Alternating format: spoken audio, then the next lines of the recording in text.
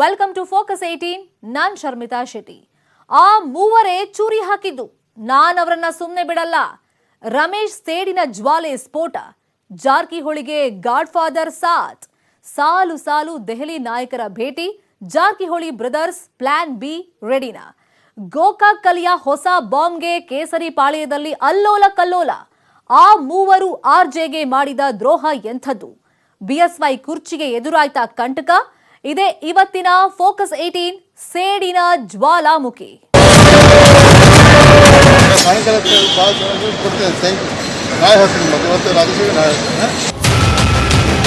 ದುಷ್ಟರ ಸಂಹಾರ ಆಗಬೇಕು, ದೇಶಕ್ಕೆ ಮತ್ತು ರಾಜ್ಯಕ್ಕೆ ಪಕ್ಷಕ್ಕೆ ಒಳ್ಳೆಯದಾಗಬೇಕು. ಬಿಜೆಪಿಯವರು ಮೂವರು ಷಡ್ಯಂತ್ರ ಮಾಡಿದ್ದಾರೆ ಅಂತ ಹೇಳಿ ಅವರು ಆರೋಪ ಮಾಡ್ತಾ ಇದ್ದಾರೆ ಸರ್. ಕೇಳಿದ್ದೆ ನನ್ನ ಮಾಧ್ಯಮದಲ್ಲಿ ಸಂಗತಿಗಳೆಲ್ಲ. ಆ ಥರ ನಾವು ಯಡಿಯೂರಪ್ಪ ನಮ್ಮನ್ನ ಟಾರ್ಗೆಟ್ ಮಾಡಿಬಿಟ್ರಿ, ನಾವು ಸುಟ್ಟೋಗ್ತೀವಿ ಅದೆಲ್ಲ ಮಾಡಬಾರ್ದು. ಆಮೇಲೆ DK ಶಿವಕುಮಾರ್ಗೆ ನಮಗೂ ಯಾವತ್ತೂ ರಾಜಕೀಯ ವಿರೋಧಿನ. ಆ ಮೂವರೇ ಚೂರಿ ಹಾಕಿದ್ದು, ನಾನು ಅವರನ್ನ ಸುಮ್ಮನೆ ಬಿಡಲ್ಲ. ರಮೇಶ್ ಸೇಡಿನ ಜ್ವಾಲೆ ಸ್ಫೋಟ, ಜಾರಕಿಹೊಳಿಗೆ ಗಾಡ್ ಫಾದರ್ ಸಾಥ್, ಸಾಲು ಸಾಲು ದೆಹಲಿ ನಾಯಕರ ಭೇಟಿ, ಜಾರಕಿಹೊಳಿ ಬ್ರದರ್ಸ್ ಪ್ಲಾನ್ ಬಿ ರೆಡಿನಾ?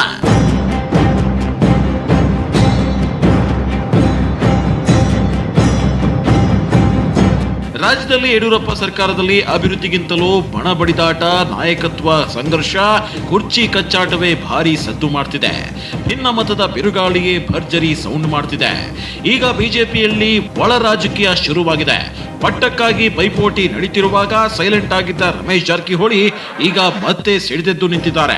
ಒಂಟಿ ತೋಳ ಸ್ವಪಕ್ಷೀಯರ ವಿರುದ್ಧವೇ ಗೀಳಿಡ್ತಾ ಇದೆ.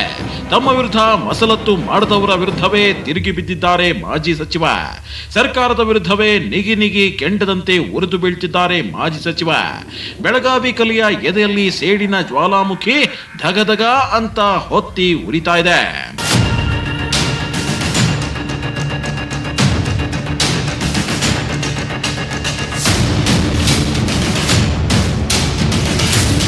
ಒಂದಿಡೀ ಸರ್ಕಾರವನ್ನೇ ಗಿರಿಗಿಟ್ಲೆ ಆಡಿಸಿದ್ದ ಸಾಹುಕಾರ್, ದೋಸ್ತಿ ಸರ್ಕಾರವನ್ನೇ ಉಡೀಸ್ ಮಾಡಿದ್ದ ರಮೇಶ್ ಜಾರಕಿಹೊಳಿ ಈಗ ಕೈತಪ್ಪಿ ಹೋಗಿರೋ ಮಂತ್ರಿಗಿರಿ ಪಡೆಯೋಕೆ ಇನ್ನಿಲ್ಲದ ಕಸರತ್ತನ್ನ ಮಾಡ್ತಿದ್ದಾರೆ.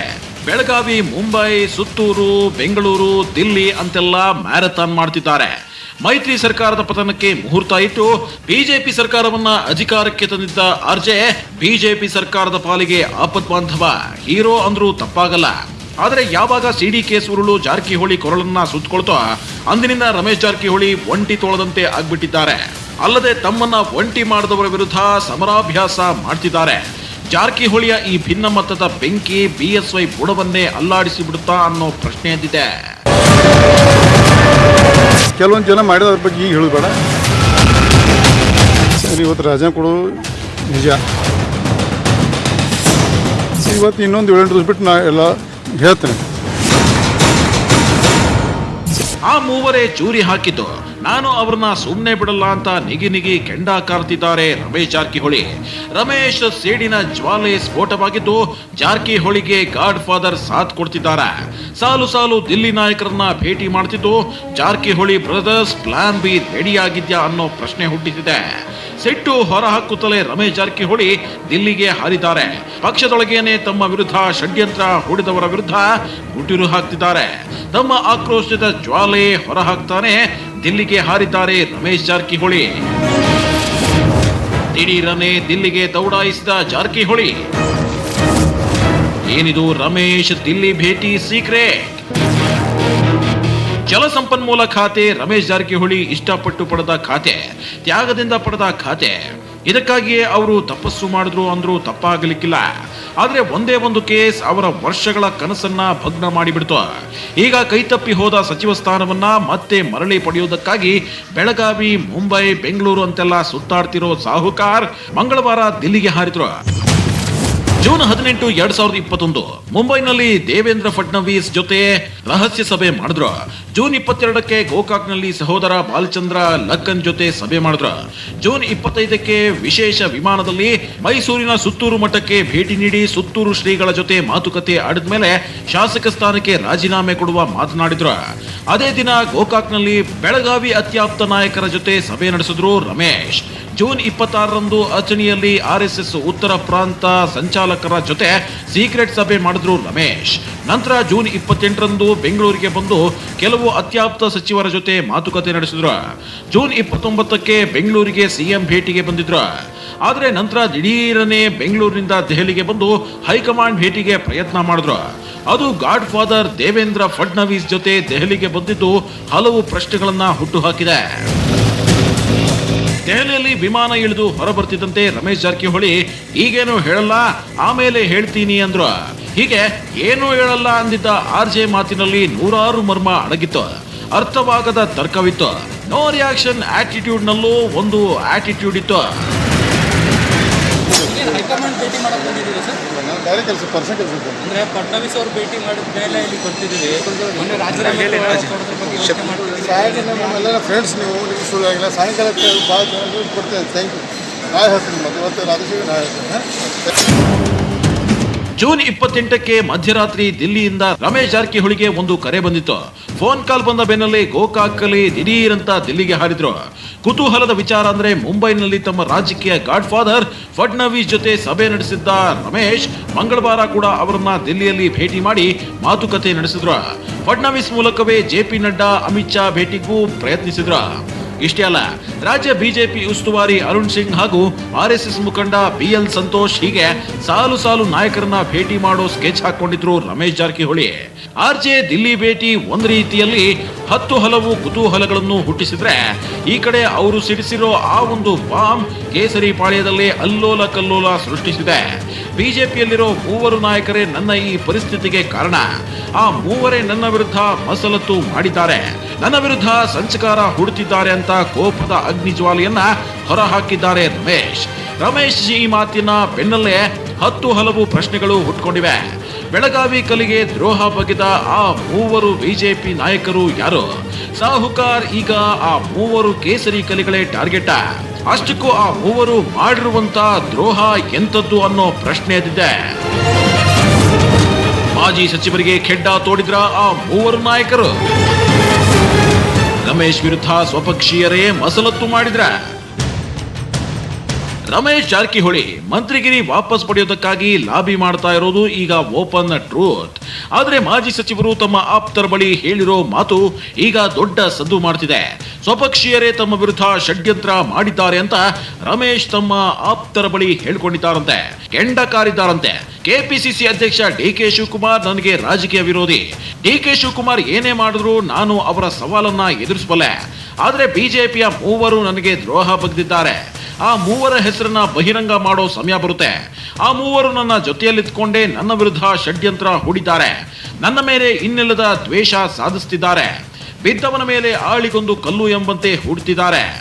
ಎಲ್ಲರ ಷಡ್ಯಂತ್ರ ಬಯಲಿಗೆಳೆಯುವ ಕಾಲ ಬಂದೇ ಬರುತ್ತೆ ಅಂತ ಹೇಳ್ಕೊಂಡಿದ್ದಾರೆ ಅಂತ ಹೇಳಲಾಗ್ತಿದೆ. ಅಷ್ಟೇ ಅಲ್ಲ, ಆ ಒಬ್ಬ ಪ್ರಭಾವಿ ಸಚಿವರ ವಿರುದ್ಧವೂ RJ ಸಿಡಿಮಿಡಿಗೊಂಡಿದ್ದಾರಂತೆ.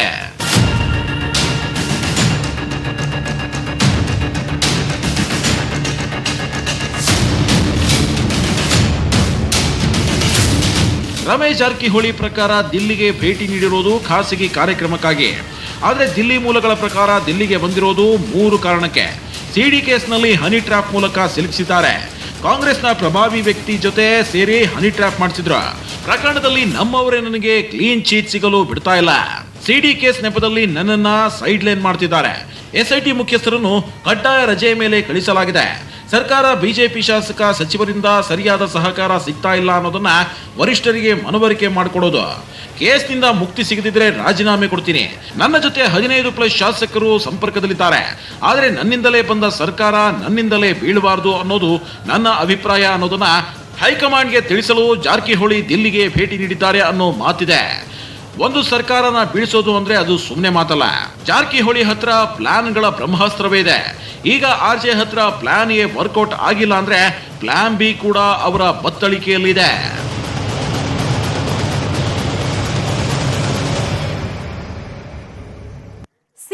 ಪ್ರಕರಣದ ಬೆನ್ನಲ್ಲೇ ರಮೇಶ್ ಇಷ್ಟಪಟ್ಟು ಪಡೆದ ಸಚಿವಗಿರಿ ಖಾತೆ ಎಲ್ಲವೂ ಕೈತಪ್ಪಿ ಹೋಗಿದೆ. ಇದನ್ನ ಮತ್ತೆ ಪಡೆಯೋದಕ್ಕಾಗಿ ಗೋಕಾಕ್ ಕಲಿ ದಿಲ್ಲಿ ಮುಂಬೈ ಮ್ಯಾರಥಾನ್ ಮಾಡ್ತಾ ಇದ್ದಾರೆ. ಈಗ ಅದರ ಜೊತೆಗೆ ಪ್ಲಾನ್ ಬಿ ಅನ್ನೋ ದಾಳ ಹೂಡಿದ್ದಾರೆ. ಏನದು ಪ್ಲಾನ್ ಬಿ? ಇದರಿಂದ ಸರ್ಕಾರವನ್ನ ಇಕ್ಕಟ್ಟಿಗೆ ಸಿಲುಕಿಸ್ತಾರಾ? ಆ ಬಗ್ಗೆ ಮಾಹಿತಿ ಕೊಡ್ತೀವಿ ಬ್ರೇಕ್ ಆದ್ಮೇಲೆ. ಚಕ್ರವ್ಯೂಹದಲ್ಲಿ ಸಿಲುಕೊಂಡು ಒದ್ದಾಡ್ತಾ ಇದ್ದಾರೆ. ಪ್ರಕರಣ ಬೇಗ ತಾರ್ಕಿಕ ಅಂತ್ಯ ಕಾಣ್ತಿಲ್ಲ ಅನ್ನೋ ನೋವು ಕೂಡ ಅವರಲ್ಲಿ ಮನೆ ಮಾಡಿದೆ. ಹೀಗಾಗಿ ಅವರ ಸಚಿವ ಸ್ಥಾನಕ್ಕೂ ಕೊಕ್ಕೆ ಬಿದ್ದಿದೆ. ಆದರೆ ಗೋಕಾಕ್ ಕಲಿ ಬತ್ತಳಿಕೆಯಲ್ಲಿ ಪ್ಲಾನ್ ಬಿ ಇದೆ. ಅದೇ ಅಸ್ತ್ರವನ್ನ ಪ್ರಯೋಗ ಮಾಡೋದಕ್ಕೆ ಸಜ್ಜಾಗಿದ್ದಾರೆ ರಮೇಶ್. ಹಾಗಾದ್ರೆ ಏನದು ಪ್ಲಾನ್ ಬಿ ಅಸ್ತ್ರ? ಈ ಬಗ್ಗೆ ಹೇಳ್ತೀವಿ ನೋಡಿ. Ramesh Jarkiholi master plan, game plan ಮಾಡೋದ್ರಲ್ಲಿ ಎತ್ತಿದ ಕೈ. ಸರ್ಕಾರವನ್ನೇ ಪತನ ಮಾಡಿದವರ ಬಳಿ ಬ್ರಹ್ಮಾಸ್ತ್ರಕ್ಕೇನು ಕಡಿಮೆ ಇಲ್ಲ. ಈಗ RJ ಪ್ಲಾನ್ ಎ ವರ್ಕೌಟ್ ಆಗಿಲ್ಲ ಅಂತಂದ್ರೆ ಅವರ ಹತ್ರ ಪ್ಲಾನ್ ಬಿ ಕೂಡ ರೆಡಿ ಆಗಿದೆ. ಜಾರಕಿಹೊಳಿಯ ಪ್ಲಾನ್ ಬಿ ಯಾವುದು ಅನ್ನೋದನ್ನ ಹೇಳ್ತೀವಿ. ಆದ್ರೆ ಅದಕ್ಕೂ ಮುನ್ನ ವಿಜಯಪುರ ರೆಬಲ್ ಶಾಸಕ ಬಸನಗೌಡ ಪಾಟೀಲ್ ಯತ್ನಾಳ್ BSY ವಿರುದ್ಧ ಮತ್ತೆ ನಿಗಿ ಕೆಂಡ ಕಾರಿದ್ದಾರೆ. ಅತ್ತ ರಮೇಶ್ ಜಾರಕಿಹೊಳಿ ನಿಗೂಢ ತಂತ್ರದ ಮೂಲಕ ಸರ್ಕಾರವನ್ನ ಇಕ್ಕಟ್ಟಿಗೆ ಸಿಲುಕಿಸ್ತಿದ್ರೆ, ಇತ್ತ ಯತ್ನಾಳ್ ಬಹಿರಂಗವಾಗಿಯೇ ಸರ್ಕಾರದ ವಿರುದ್ಧ ಮುಗಿಬಿದ್ದಿದ್ದಾರೆ. ಯತ್ನಾಳ್ ಯಾವ ರೀತಿ ವಾಗ್ದಾಳಿ ನಡೆಸಿದ್ದಾರೆ ಅನ್ನೋದನ್ನ ಒಮ್ಮೆ ನೋಡೋಣ. ನಾಯಕತ್ವ ಬದಲಾವಣೆ ವಿಚಾರಕ್ಕೆ ಸಂಬಂಧಿಸಿದಂತೆ ರಿಯಾಕ್ಟ್ ಮಾಡಿದ ಹಾಲಿ CM ಜೈಲಿಗೆ ಹೋದ ಉದಾಹರಣೆ ಇದೆ. ಈ ರೀತಿ ಆಗಬಾರದು ಎಂಬುದು ನಮ್ಮ ಆಶಯ. ದುಷ್ಟರಿಗೆ ಒಂದು ಕಾಲ ಇದ್ದೇ ಇರುತ್ತದೆ, ಕ್ಷಮಾಪಣೆ ಇರುತ್ತದೆ. ಆದ್ರೆ ಪದೇ ಪದೇ ತಪ್ಪು ಸಹಿಸಲ್ಲ. ದುಷ್ಟರ ಸಂಹಾರ ಆಗ್ಬೇಕು, ದೇಶಕ್ಕೆ ಒಳ್ಳೇದಾಗ್ಬೇಕು ಅಂದ್ರು. ಏನೇನು ಮಾಡ್ಲಕತ್ತಾರ ಸರ್. ಈಗ ಅವ್ರು ಹುದ್ದೆದಾಗ ಅದಾರ, ಮಾಡ್ತಾರೆ. ಅದ್ರ ಪರಿಣಾಮಗಳು ಏನು ಮುಂದೆ ಏನಾಗಬೇಕು ಆಗ್ತದೆ. ಯಾಕಂದ್ರೆ ಈ ದೇಶದಲ್ಲಿ ಕಾನೂನು ದೊಡ್ಡದಿದೆ. ಹಾಲಿ ಮುಖ್ಯಮಂತ್ರಿಗಳು ಜೈಲಿಗೆ ಹೋದಂಥ ಉದಾಹರಣೆಗಳು ನಮ್ಮ ದೇಶದಲ್ಲಿ ಇವೆ. ಭವಿಷ್ಯದಲ್ಲಿ ಮತ್ತೆ ಪುನರಾವರ್ತನೆ ಆಗಬಾರ್ದು ಅನ್ನೋದೇ ನಮ್ಮ ಭಾವನೆ. ಯತ್ನಾಳ್ ಎಂದು ದಿನ ಒಂದು ಮಾತಾಡೋ ಚಟ ಇಲ್ಲ. ನಿನ್ನೆ ಬೈದು ಇವತ್ತು ಅವರೇ ನಮ್ಮ ನಾಯಕರು, ಅವರೇ ನಮ್ಮ ತಂದೆ ತಾಯಿ ಹೇಳೋ ಮಗ ಅಲ್ಲ. ಯತ್ನಾಳ್ ಯಾವಾಗಲೂ ಒಂದು ಸ್ಟ್ಯಾಂಡು, ದುಷ್ಟರ ಸಂಹಾರ ಆಗಬೇಕು, ದೇಶಕ್ಕೆ ಮತ್ತು ರಾಜ್ಯಕ್ಕೆ ಪಕ್ಷಕ್ಕೆ ಒಳ್ಳೆಯದಾಗಬೇಕು. ಭದ್ರಾ ಮೇಲ್ದಂಡೆ ಕಿಕ್ ಬ್ಯಾಕ್ ವಿಚಾರಕ್ಕೆ ಸಂಬಂಧಿಸಿದಂತೆ ಪ್ರತಿಕ್ರಿಯಿಸಿದ ಯತ್ನಾಳ್, ರಾಜಕೀಯದಲ್ಲಿ ಏನೆಲ್ಲ ನಡೆಯೋಲ್ಲ, ರಾಜಕಾರಣದಲ್ಲಿ ಎಲ್ಲವೂ ನಡೆಯುತ್ತೆ. ಕೌರವರ ನಾಶ ಹೇಗಾಯ್ತೋ ದುಷ್ಟರಿಗೆ ಏನು ಶಿಕ್ಷೆ ಆಗುತ್ತದೆ ಗೊತ್ತಾಗುತ್ತದೆ ಅಂದ್ರು. ಹಾಗೆ CPY ದೆಹಲಿಗೆ ಏನೆಲ್ಲ ಉತ್ತರ ಪತ್ರಿಕೆ ಕೊಟ್ಟಿದ್ದಾರೆ ಗೊತ್ತಿಲ್ಲ. ಕಾಗದದ ಉತ್ತರವೋ ಬೇರೆ ಉತ್ತರವೋ ತಿಳಿದಿಲ್ಲ. ದೆಹಲಿಯಲ್ಲಿ ಕೆಲವರ ಉತ್ತರ ಪತ್ರಿಕೆ ರೆಡಿ ಆಗ್ತಿದೆ. ಪೇಪರ್ನಲ್ಲಿ ಉತ್ತರ ರೆಡಿ ಆಗಿದೆಯೋ ಇಲ್ಲ CD-ಯಲ್ಲಿ ರೆಡಿ ಆಗಿದೆಯೋ ಗೊತ್ತಿಲ್ಲ. ಅವ್ರು ಏನು ಪರೀಕ್ಷೆ ಬರೆದಾರು, ದಿಲ್ಲಿ ಒಳಗೆ ಯಾವ್ಯಾವ ಉತ್ತರ ಪತ್ರಿಕೆಗಳನ್ನು ಕಳಿಸ್ಯಾರೋ, ಅದು ಏನು ಕಾಗದದಲ್ಲಿ ಬರೆದಂಥ ಉತ್ತರ ಇದೆಯೋ, ಏನೇನೋ ಹಿಂಗೆ ಗುಂಡನ್ನೇನೋ ಇರ್ತಾವಲ್ಲ ಅದರಲ್ಲಿ ಬರೆದಂಥ ಉತ್ತರ ಇದೆಯೋ ನನಗೇನು ಗೊತ್ತಲ್ಲ. ಹಾಗೆ ಮತ್ತೊಂದು ಕಡೆ ಕೊಪ್ಪಳದಲ್ಲಿ ಮಾತನಾಡಿದ CPY, ಯಡಿಯೂರಪ್ಪ ಬಗ್ಗೆ ಮಾತನಾಡಿದ್ರೆ ಸುಟ್ಟು ಹೋಗ್ತೀವಿ. ಯಡಿಯೂರಪ್ಪ ಎಂದಿದ್ರು ನಮ್ಮ ನಾಯಕರು ಅಂದ್ರ. ಹಾಗೆ ಉತ್ತರ ಪತ್ರಿಕೆ ಯಾವಾಗ ಬರುತ್ತೋ ನೋಡ್ಬೇಕು ಅಂತ ಮಾರ್ಮಿಕವಾಗಿ CPY ಹೇಳಿದ್ರು. ನೋಡ್ರಿ, ಯಡಿಯೂರಪ್ಪನವ್ರನ್ನ ನಾವು ಯಾವ ಕಾರಣಕ್ಕೂ ಆ ಥರ ಪದಚ್ಯುತಿ ಮಾಡೋ ಕೆಲಸ ನಾವು ಮಾಡ್ತಾ ಇಲ್ಲ. ನಾವು ಮೊದಲಿಂದ ಹೇಳ್ತಾ ಇದ್ದೀನಲ್ಲ, ನಮ್ಮ ಇಂಟರ್ನಲ್ ಸಮಸ್ಯೆ, ನಮ್ಮ ತೊಂದರೆಗಳು ಹೇಳ್ಕೊಳಕ್ಕೆ ಹೋಗ್ತಾ ಇದೀವಿ ಅಂತ. ಆ ಥರ ನಾವು ಯಡಿಯೂರಪ್ಪ ನಮ್ಮನ್ನೇ ಟಾರ್ಗೆಟ್ ಮಾಡಿಬಿಡ್ರಿ, ನಾವು ಸುಟ್ಟೋಗ್ತೀವಿ ಅದೆಲ್ಲ ಮಾಡಬಾರ್ದು. ಆಮೇಲೆ DK ಶಿವಕುಮಾರ್ಗೆ ನಮಗೂ ಯಾವತ್ತೂ ರಾಜಕೀಯ ವಿರೋಧಿನ. ರಮೇಶ್ ಜಾರಕಿಹೊಳಿ ತಮ್ಮ ಪಟ್ಟಕ್ಕಾಗಿ ಯಾವೆಲ್ಲ ರೀತಿಯಲ್ಲಿ ಸರ್ಕಸ್ ಮಾಡಬಹುದೋ ಎಲ್ಲಾ ರೀತಿಯಲ್ಲೂ ಕಸರತ್ತನ್ನ ನಡೆಸುತ್ತಿದ್ದಾರೆ. CD ಹಗರಣದಲ್ಲಿ ಸಚಿವ ಸ್ಥಾನ ಕಳೆದುಕೊಂಡಿರುವ ಮಾಜಿ ಸಚಿವ ಜಾರಕಿಹೊಳಿ ಮತ್ತೆ ಸಂಪುಟ ಸೇರಲು ಸಾಧ್ಯವಾಗದಿದ್ರೆ ಪ್ಲಾನ್ ಬಿ ರೆಡಿ ಮಾಡಿಕೊಂಡಿದ್ದಾರೆ. ಈ ಪ್ರಕರಣ ತಾರ್ಕಿಕ ಅಂತ್ಯ ಕಾಣುವವರೆಗೂ ಸಂಪುಟ ಸೇರಲು ಪಕ್ಷದ ಹೈಕಮಾಂಡ್ ಅವಕಾಶ ಕೊಡುವುದು ಅನುಮಾನ ಎನ್ನಲಾಗ್ತಿದೆ. ಅದೇ ಕಾರಣಕ್ಕೆ ರಮೇಶ್ ಸಹೋದರ ಬಾಲಚಂದ್ರ ಜಾರಕಿಹೊಳಿ ಅವರನ್ನ ಸಂಪುಟಕ್ಕೆ ಸೇರಿಸಲು ಚಿಂತನೆ ನಡೆಸಿದ್ದಾರೆ ಅಂತ ತಿಳಿದು ಬಂದಿದೆ. CD ಪ್ರಕರಣ 15 ದಿನದಲ್ಲಿ ಮುಕ್ತಾಯ ಆಗುತ್ತದೆ ಅಂತ ಹೇಳಿದ್ರು. ನನ್ನನ್ನ ಮತ್ತೆ ಸಚಿವನನ್ನಾಗಿ ಮಾಡ್ತೀನಿ ಅಂತ ಭರವಸೆ ನೀಡಿದ್ರು. ಆದ್ರೆ CD ಪ್ರಕರಣವನ್ನ ಬೇಗ ಮುಗಿಸದೆ ವಿಳಂಬ ಮಾಡ್ತಿದ್ದಾರೆ ಅನ್ನೋದು ಜಾರಕಿಹೊಳಿ ನೋವು. ಇದನ್ನೇ ದಾಳವಾಗಿಟ್ಕೊಂಡೇ ರಮೇಶ್ಗೆ ಮಂತ್ರಿಗಿರಿ ನೀಡದೇ ಇರೋ ಹಾಗೆ ಒಳಗೊಳಗೆ ಮಸಲತ್ತು ನಡೀತಿದೆ ಅನ್ನೋ ಮಾತಿದೆ. ಈ ಬಗ್ಗೆ ರಮೇಶ್ ಜಾರಕಿಹೊಳಿಗೂ ಚೆನ್ನಾಗಿ ಅರಿವಿದೆ. ಹೀಗಾಗಿ ಸಂಪುಟ ಪುನರ್ರಚನೆ ಇರುವಾಗ ತನ್ನ ತಮ್ಮನನ್ನ ಸಂಪುಟಕ್ಕೆ ಸೇರಿಸಿಕೊಳ್ಳುವಂತೆ ಒತ್ತಡ ಹೇರುವುದು RJ ಪ್ಲಾನ್ ಆಗಿದೆ. ಬಾಲಚಂದ್ರಗೆ ಜಲಸಂಪನ್ಮೂಲ ಖಾತೆ ನೀಡುವಂತೆ ಹೈಕಮಾಂಡ್ ನಾಯಕರ ಮುಂದೆ ಪ್ರಸ್ತಾಪ ಮುಂದಿಡಲಿದ್ದಾರೆ ಎಂಬ ಮಾತಿದೆ. ಹಾಗೆ ಮಾಜಿ ಸಚಿವರು ಅದಲಿ ಬದಲಿ ಆಟಕ್ಕೂ ಮುಂದಾಗಿದ್ದಾರೆ. ತಮ್ಮನಿಗೆ ಸಚಿವ ಸ್ಥಾನ ನೀಡಿದ್ರೆ ತಮಗೆ ಕೆಎಂಎಫ್ ಅಧ್ಯಕ್ಷ ಸ್ಥಾನವನ್ನ ನೀಡಬೇಕೆಂದು ಹೈಕಮಾಂಡ್ ಬಳಿ ಮನವಿ ಮಾಡಿಕೊಳ್ಳಲಿದ್ದಾರೆ. ಈ ರೀತಿ ಜಾರಕಿಹೊಳಿ ಬ್ರದರ್ಸ್ ಲೆಕ್ಕಾಚಾರ ಹಾಕೊಂಡಿದ್ದಾರೆ ಎನ್ನಲಾಗಿದೆ. ರಮೇಶ್ ಜಾರಕಿಹೊಳಿ ಪುತ್ರ ಅಮರ್ನಾಥ್ ಜಾರಕಿಹೊಳಿ ಕೆಎಂಎಫ್ ನಿರ್ದೇಶಕರಾಗಿದ್ದು, ಇಬ್ಬರಲ್ಲಿ ಒಬ್ಬರು ರಾಜೀನಾಮೆ ಸಲ್ಲಿಸಿ ರಮೇಶ್ ಜಾರಕಿಹೊಳಿಯನ್ನ ಕೆಎಂಎಫ್ ನಿರ್ದೇಶಕರನ್ನಾಗಿ ಮಾಡುವುದು ಈ ಬಗ್ಗೆ ಚಿಂತನೆ ನಡೆಸಿದ್ದಾರೆಂದು ತಿಳಿದು ಬಂದಿದೆ.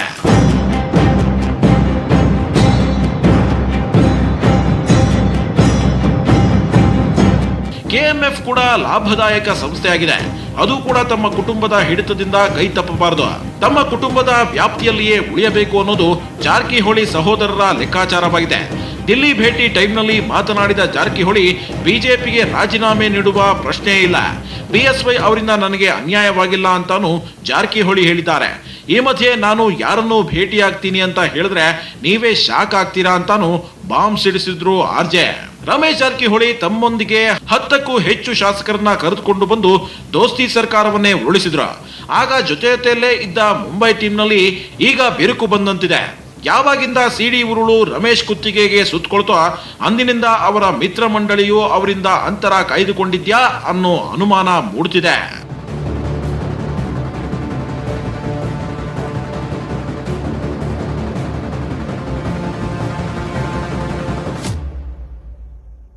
ಕಷ್ಟ ಕಾಲದಲ್ಲಿ ಕೈ ಹಿಡಿದ ಗೋಕಾಕ್ ಕಲಿಯನ್ನೇ ಅವರ ಸ್ನೇಹ ಬಳಗ ಮರೆತಂತಿದೆ. ಸಿಡಿ ಪ್ರಕರಣ ಆಗಿದ್ದೇ ಆಗಿದ್ದು ಆರ್ಜೆ ಜೊತೆ ಹಲವರು ಅಂತರ ಕಾಯ್ದುಕೊಂಡಂತೆ ಕಾಣ್ತಾ ಇದೆ. ಮುಂಬೈ ಟೀಮ್ ತಮ್ಮ ಕ್ಯಾಪ್ಟನ್ ಬೆನ್ನಿಗೆ ನಿಂತಿಲ್ವಾ? ಈ ಬಗ್ಗೆ ಹೇಳ್ತೀವಿ ಬ್ರೇಕ್ ಆದ್ಮೇಲೆ. ಜಾರಕಿಹೊಳಿಯೇ ನಮ್ಮ ನಾಯಕ ಅಂತಿದ್ದ ಮುಂಬೈ ಟೀಮ್ ಈಗ ಸೈಲೆಂಟ್ ಆದಂತಿದೆ. ದೋಸ್ತಿ ಸರ್ಕಾರ ಉರುಳಿಸುವಾಗ ಜಾರಕಿಹೊಳಿ ಜೊತೆಗಿದ್ದ ಮಿತ್ರ ಮಂಡಳಿ ಈಗ ಅಂತರ ಕಾಯ್ದುಕೊಂಡಂತೆ ಕಾಣ್ತಾ ಇದೆ. ರಾಜನಂತೆ ಮೆರಿತಾ ಇದ್ದವರು ರಾಜಕೀಯದಲ್ಲಿ ಅನಾಥರಾದ್ರ? ಈ ಬಗ್ಗೆ ಹೇಳ್ತೀವಿ ನೋಡಿ. ರಮೇಶ್ ಜಾರಕಿಹೊಳಿ ಒಮ್ಮೆ ಪ್ರತಿಜ್ಞೆ ಮಾಡಿದ್ರೆ ಮುಗಿತು. ಅದನ್ನ ಮಾಡೋವರೆಗೂ ಸುಮ್ಮನೆ ಕುಳಿತುಕೊಳ್ಳೋ ಜಾಯಮಾನವೇ ಅಲ್ಲ. ತಮ್ಮ ಪ್ರತಿಷ್ಠೆ, ಅಧಿಕಾರ, ಸ್ವಾಭಿಮಾನ ಅಂತ ಬಂದಾಗ ಏನನ್ನು ಕೇರ್ ಮಾಡಲ್ಲ. ಅದಕ್ಕೆ ಅವರು ದೋಸ್ತಿ ಸರ್ಕಾರವನ್ನ ಉರುಳಿಸಿದ ಉದಾಹರಣೆಯೇ ನಮ್ಮ ಕಣ್ಮುಂದಿದೆ. ಆಗ ದೊಡ್ಡ ಪಟಾಲಂನೇ ತಮ್ಮೊಂದಿಗೆ ಕರೆದುಕೊಂಡು ಬಂದು ಬಿಎಸ್ವೈ ಸರ್ಕಾರವನ್ನ ರಚಿಸಿದ್ರು. ತಮ್ಮನ್ನ ನಮ್ದವರಿಗೆಲ್ಲರಿಗೂ ಉತ್ತಮ ಸಚಿವ ಸ್ಥಾನ ಕೊಡಿಸುವಲ್ಲಿಯೂ ಸಕ್ಸಸ್ ಆದ್ರು. ಜಾರಕಿಹೊಳಿ ಒಮ್ಮೆ ಯಾರಿಗಾದ್ರೂ ಮಾತು ಕೊಟ್ರೆ ಅದನ್ನ ನಡೆಸ್ಕೊಡ್ತಾರೆ ಅನ್ನೋದಕ್ಕೆ ಸಿಪಿ ಯೋಗೇಶ್ವರ್ಗೆ ಸಚಿವಗಿರಿ ದಕ್ಕಿದ್ದೇ ಕಾರಣ ಅಂತ ಹೇಳಬಹುದು. ಸೈನಿಕನಿಗೆ ಸರ್ಕಾರದಲ್ಲಿ ಸಚಿವಗಿರಿ ನೀಡೋದಕ್ಕೆ ತೀವ್ರ ವಿರೋಧ ವ್ಯಕ್ತವಾಗಿತ್ತು. ಆದ್ರೆ ತನ್ನ ಸ್ನೇಹಿತನ ಪರ ನಿರಂತರವಾಗಿ ಲಾಬಿ ಮಾಡಿದ ಆರ್ಜೆ ಅವರಿಗೆ ಮಂತ್ರಿಗಿರಿ ಕೊಡಿಸುವಲ್ಲಿ ಸಕ್ಸಸ್ ಆದ್ರು. ಜಾರಕಿಹೊಳಿಯೇ ನಮ್ಮ ನಾಯಕ ಅಂತಿದ್ದ ಮುಂಬೈ ಟೀಮ್ ಇತ್ತೀಚೆಗೆ ಅವರಿಂದ ಅಂತರ ಕಾಯ್ದುಕೊಂಡಂತೆ ಕಾಣ್ತಾ ಇದೆ. ರಮೇಶ್ ಯಾವಾಗಿಂದ ಸಿಡಿ ಉರುಳಲ್ಲಿ ಸಿಲ್ಕೊಂಡು ಮಂತ್ರಿ ಪಟ್ಟ ಕಳೆದುಕೊಂಡ್ರು ಅವರ ಟೀಮ್ ಅವರಿಂದ ಅಂತರ ಕಾಯ್ದುಕೊಂಡಂತೆ ಕಾಣ್ತಾ ಇದೆ. ಯಾರು ಕೂಡ ಜಾರಕಿಹೊಳಿ ಅವರನ್ನ ಭೇಟಿಯಾದಂತೆ ಕಾಣ್ತಾ ಇಲ್ಲ. ನಮ್ಮ ನಾಯಕ ಜಾರಕಿಹೊಳಿ ಅಂತಿದ್ದ ಮುಂಬೈ ಟೀಮ್ ಮೇಲ್ನೋಟಕ್ಕೆ ರಮೇಶ್ ಜಾರಕಿಹೊಳಿಗೆ ಸಚಿವ ಸ್ಥಾನ ಸಿಗುತ್ತೆ ಅಂತಾರೆ. ಆದ್ರೆ ಯಾರು ಅವರ ಬೆನ್ನಿಗೆ ನಿಂತಂತೆ ಕಾಣ್ತಾ ಇಲ್ಲ. ಈ ರೀತಿ ಹೇಳೋದಕ್ಕೂ ಒಂದು ಕಾರಣ ಇದೆ. ನಿಮ್ಮ ಕ್ಯಾಪ್ಟನ್ ರಮೇಶ್ ಜಾರಕಿಹೊಳಿ ಅಲ್ವಾ ಅಂತ ಈ ಬಗ್ಗೆ ಮುಂಬೈ ಟೀಮ್ನವರೇ ಆದ ಎಸ್.ಟಿ. ಸೋಮಶೇಖರ್ಗೆ ಕೇಳಿದಾಗ ನಮ್ಮ ಕ್ಯಾಪ್ಟನ್ ಈ ರಾಜ್ಯದ ಸಿಎಂ ಬಿ.ಎಸ್. ಯಡಿಯೂರಪ್ಪ ಬೇರ್ಯಾರು ಅಲ್ಲ ಅಂತ ನುಣುಚಿಕೊಳ್ಳೋ ಉತ್ತರ ನೀಡಿದ್ರು. ನಮ್ಮ ಕ್ಯಾಪ್ಟನ್ ಯಡಿಯೂರಪ್ಪನವರು ನಮ್ಮ ಕ್ಯಾಪ್ಟನ್ ಪಕ್ಷದ ಅಧ್ಯಕ್ಷರು. ಅವತ್ತು ಇಬ್ಬರನ್ನ ಹೊರತುಪಡಿಸಿದ್ರೆ ನಮ್ಗೆ ಯಾರು ಕ್ಯಾಪ್ಟನ್ ಇಲ್ಲ. ನಾನು ಹೇಳಿದ್ನಲ್ಲ, ಶಾಸಕನಾಗಿ ಕಟೀಲ್ರು ಅಧ್ಯಕ್ಷರು, ಮಂತ್ರಿಯಾಗಿ ಯಡಿಯೂರಪ್ಪನವರು ನಮ್ಮ ಕ್ಯಾಪ್ಟನ್. ಎಸ್, ಕೇಳಿಸ್ಕೊಂಡ್ರಲ್ಲ ಸೋಮಶೇಖರ್ ಮಾತನ್ನ. ಇದನ್ನೆಲ್ಲ ನೋಡ್ತಾ ಇದ್ರೆ ಸಿಡಿ ಪ್ರಕರಣ ಆದ್ಮೇಲೆ ಮಿತ್ರ ಮಂಡಳಿ ಜಾರಕಿಹೊಳಿ ವಿರುದ್ಧವೇ ಉಲ್ಟಾ ಹೊಡಿತಾ, ಅವ್ರ ಜೊತೆ ನಿಲ್ಲದೆ ಮುಂಬೈ ಟೀಮ್ ಜಾರಿಕೊಳ್ತಾ, ಗೆಳೆಯರ ಬಳಗ ತಮ್ಮ ಕುಚಿಕ್ಕು ಜೊತೆಗಿನ ಅಂತರ ಕಾಯ್ದುಕೊಂಡ್ರ. ಈ ಕಡೆ ಕೈ ಹಿಡಿದ ಬಿಜೆಪಿ ಪಕ್ಷವೂ ಇಲ್ಲ, ತಾವೇ ಕೈ ಹಿಡಿದ ತಮ್ಮ ಸ್ನೇಹಿತರು ಅವರಿಗೆ ಸಾಥ್ ಕೊಡ್ತಿಲ್ಲ. ಹೀಗಾಗಿ ರಾಜಕೀಯವಾಗಿ ಜಾರಕಿಹೊಳಿ ಒಂಟಿಯಾದ್ರ ಸಮರಾಂಗಣದಲ್ಲಿ ಏಕಾಂಗಿ ಹೋರಾಟ ನಡೆಸುತ್ತಿದ್ದಾರಾ ಅನ್ನೋ ಅನುಮಾನ ಮೂಡ್ತಿದೆ. ಇನ್ನೊಂದು ಕಡೆ ರಮೇಶ್ ಜಾರಕಿಹೊಳಿ ದಿಲ್ಲಿ ಹಾಗೂ ಮೂವರ ಷಡ್ಯಂತ್ರ ಆರೋಪದ ಬಗ್ಗೆ ಪ್ರತಿಕ್ರಿಯಿಸಿದ ಸಿಎಂ ಬಿಎಸ್ವೈ, ನಾನು ಎಲ್ಲವನ್ನ ಮಾಧ್ಯಮದ ಮೂಲಕ ಗಮನಿಸ್ತಿದ್ದೀನಿ, ಎಲ್ಲರ ಮಾತುಗಳನ್ನು ಆಲಿಸ್ತಿದ್ದೀನಿ ಅಂದ್ರು. ಅದೇನೇ ಇರ್ಲಿ, ಯಾರು ಬರ್ಲಿ ಬಿಡ್ಲಿ, ತನ್ನ ಮಂತ್ರಿಗಿರಿಗಾಗಿ ಏಕಾಂಗಿಯಾಗಿದ್ರು ಹೋರಾಟ ನಡೆಸ್ತೀನಿ ಅನ್ನೋ ರೀತಿಯಲ್ಲಿದ್ದಾರೆ ರಮೇಶ್. ಆ ಮಟ್ಟಿಗೆ ಎಲ್ಲಾ ರೀತಿಯಲ್ಲೂ ಸಜ್ಜಾಗಿದ್ದಾರೆ. ತಮ್ಮ ವಿರುದ್ಧ ಮಸಲತ್ತು ಹೂಡಿದ ಆ ಮೂವರಿಗೆ ಬುದ್ಧಿ ಕಲಿಸೋಕೆ ಗೋಕಾಕಲ್ಲಿ ಖೆಡ್ಡ ತೋಡಿದೆ. ಜಾರಕಿಹೊಳಿ ಏನೇ ಆದರೂ ಬಿಜೆಪಿ ತೊರೆಯುವ ಮಾತಿಲ್ಲ ಅಂತಿದ್ದಾರೆ. ಆದ್ರೆ ಒಂದ್ ವೇಳೆ ರಮೇಶ್ ಕೋಪಾಗ್ನಿ ಇದೇ ರೀತಿ ಮುಂದುವರೆದ್ರೆ ಇವರ ಆಕ್ರೋಶದ ಜ್ವಾಲಾಗ್ನಿಗೆ ಅದ್ಯಾರ್ಯಾರು ಗುರಿ ಆಗ್ತಾರೋ ಹೇಳೋಕ್ಕಾಗಲ್ಲ.